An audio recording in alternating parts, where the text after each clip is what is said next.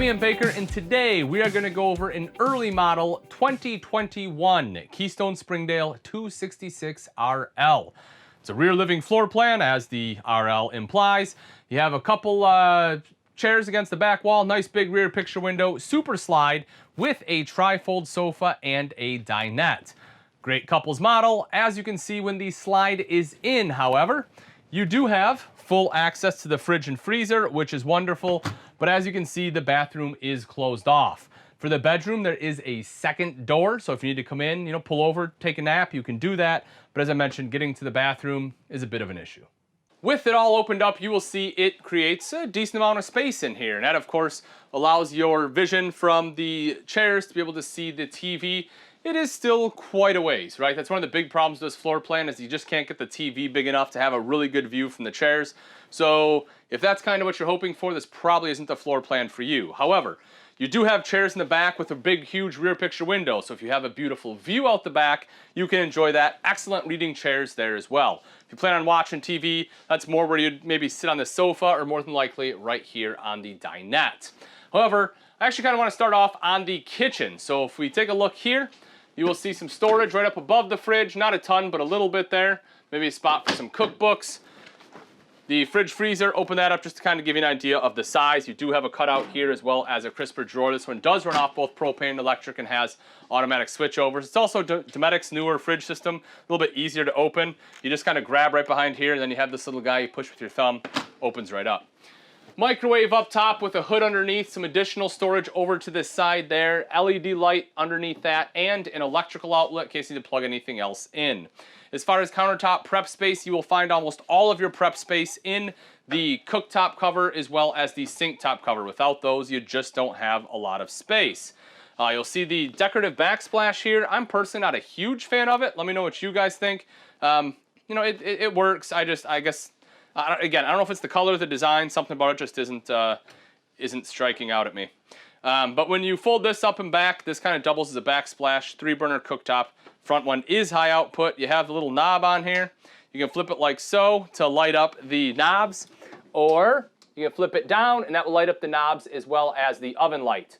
So you have a couple different options there, whether you want the oven light or just the knobs. Kind of a weird feature in my opinion. I think it was fine with just the push button and they all lit up, but whatever. Underneath the sink, you will see a space for your trash can, which I do like that you have enough room. Not a huge one, but a small trash can nonetheless. Little cutout there.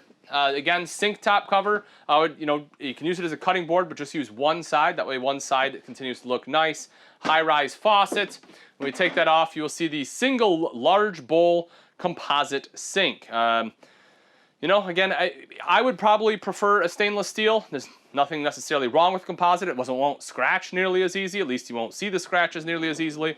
But let me know what you guys think. Would you like composite? You want stainless? Even though it's a cheap stainless, they'll tend to scratch a little bit easier and they have kind of that tinny sound. You let me know. The countertops, right, I do like though. The countertops are a thermofoil countertop rather than a T-mold. So especially things like this, right, where they have like a little angle right here or right here. With a T-mold, the T-mold tends to pop away, tends to pop off. Not the case here. It's very clean. You don't have the chance of water getting in there, and it also allows you to undermount the sink, which not only, again, looks cleaner, but also allows you to have the sink top covered kind of a little more flush, allowing you to have more prep space. So I do really like the countertop.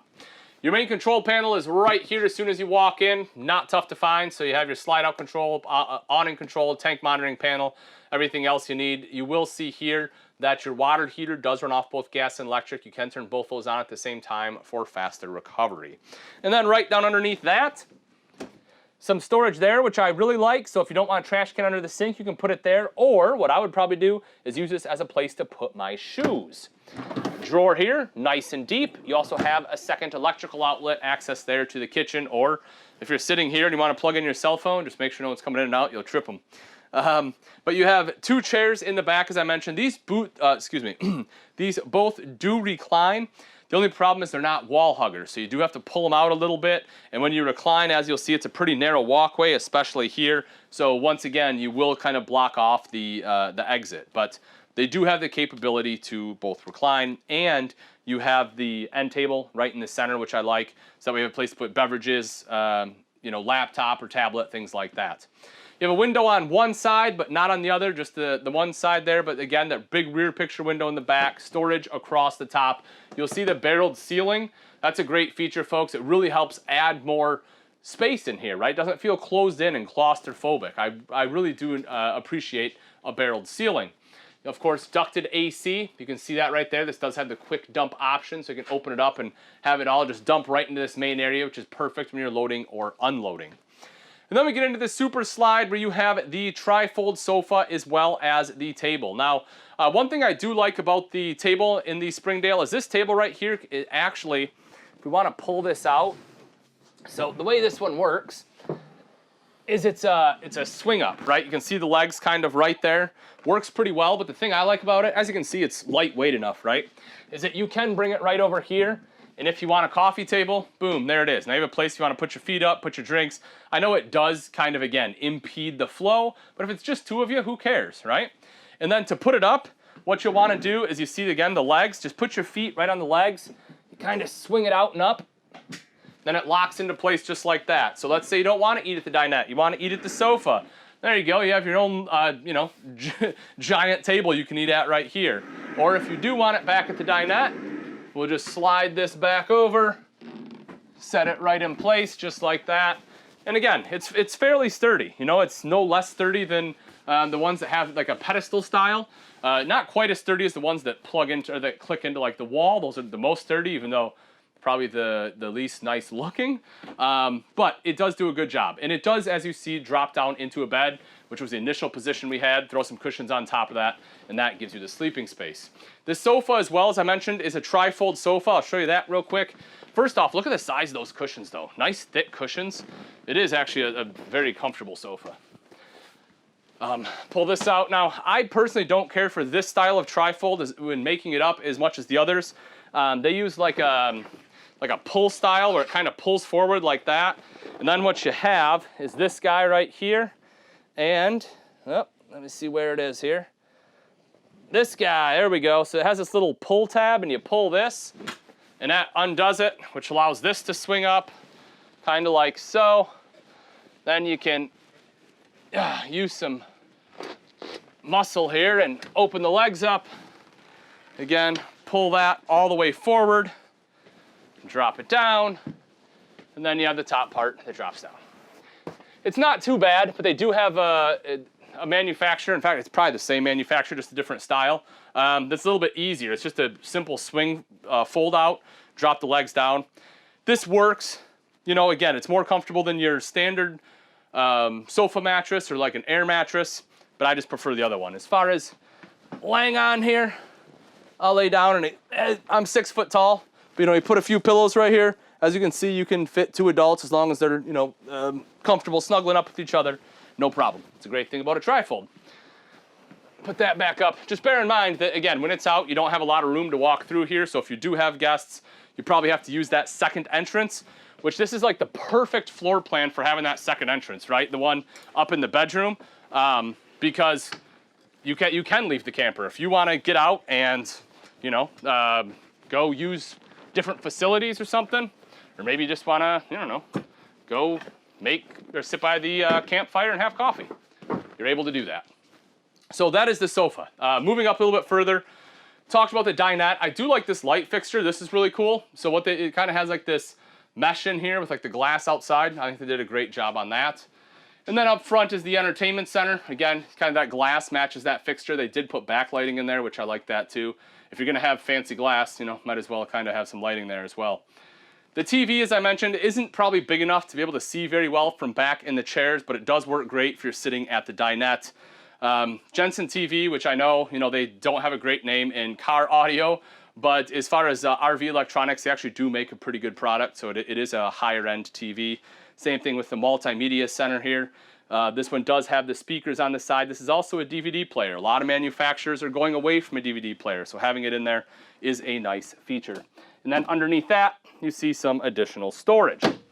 Now right over to the side of me is the bathroom, side aisle bath. Thermostat right on the outside, by the way, that does control the ducted AC as well as the heat in the floor. And then the toilet. So I'm 6 foot tall as far as leg space. My toes do touch. It's not super tight there, but maybe a little bit. But where I do struggle is shoulder width, right? Like trying to get in here, gonna break a wall. So definitely tight on the shoulders. You know, with the door shut, it's right about here. You know, I do have a little bit more space, but if you're, you know, at all wide in the shoulders, this will be a pretty tight fit for you. I'm not gonna lie. Right over to the side here, underneath the sink, you'll see some decent storage space there. It is a good countertop. You know, they didn't cut this back. That's probably what they needed to do realistically to give you a little more room. That's what most manufacturers do, is they will cut this back. They didn't, so the toilet's tight, but it does give you more countertop space. I guess you guys let me know what you would rather have for the trade-off. I would rather be a little more comfortable when I'm sitting here, but you know, maybe this is what you do, right? Just take a nap. Just kidding. Right up top, mirrored medicine cabinet there. It's plastic. You know, again, I would have preferred wood, but at least you get the medicine cabinet. Some manufacturers in this price point, where's the light switch? There it is. Some manufacturers at this price point will just have a piece of glass on the wall, so I do like the fact you get the cabinet. Then you'll see your vent fan up top. For the shower, I'm 6 foot tall. There is a skylight here. You can probably be 6'1", maybe 6'2". Probably not. 6'2", you'd probably be touching the skylight there, but 6'1", you can stand in the center, not have to duck down. You'll see the hand wand there as well, making showering a little bit easier.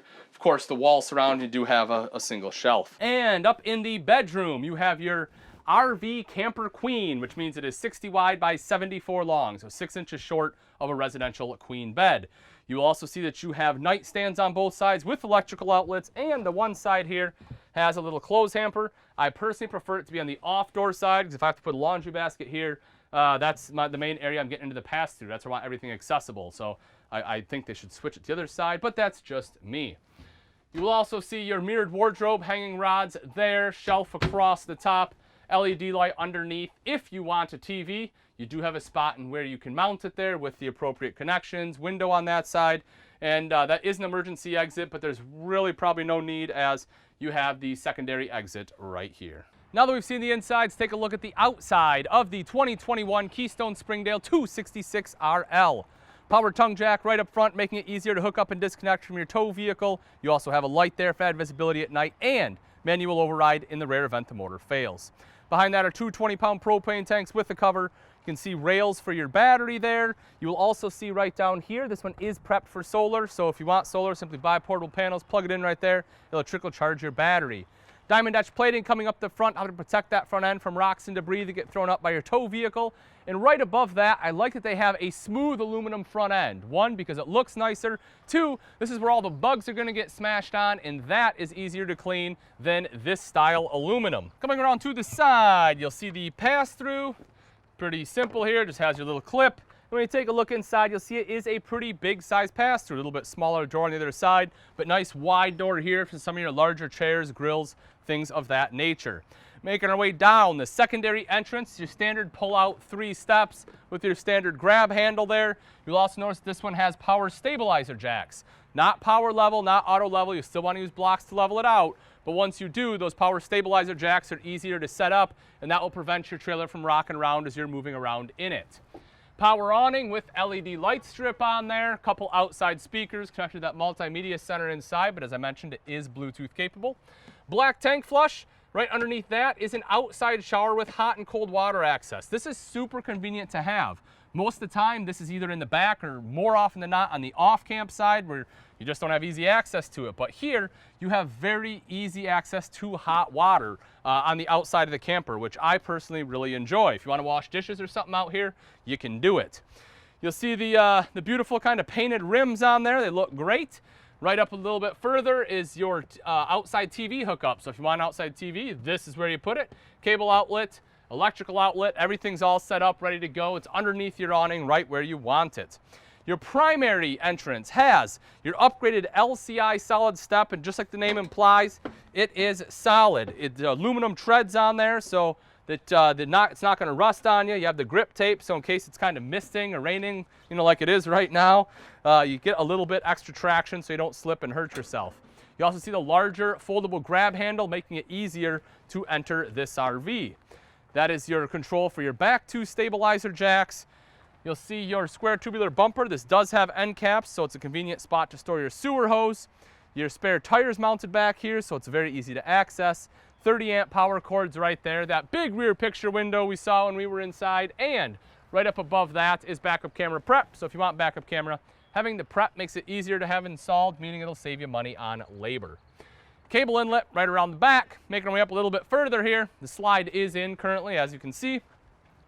Right underneath that slide out is our terminations. You'll see both your black and gray tank valve located here. Now, this one does have a fully enclosed, insulated, and heated underbelly, which is great. However, the valve bodies are not insulated. So what that means is this camper is good for early spring camping, late fall camping, but you don't want to get into true freezing temperatures because your valve bodies then can freeze on you. And then making our way up a little bit further, you will see city water inlet as well as the freshwater fill. All right, folks, that wraps it up. Again, this is a 2021 Keystone Springdale 266RL. If you're interested in this RV and you would like price and availability, simply click on the link in the description. Also in the comments section, let me know what you think they nailed, what they failed, and if you were designing this RV, what you would change. Thanks again for watching. I'm Ian Baker, and let's go camping.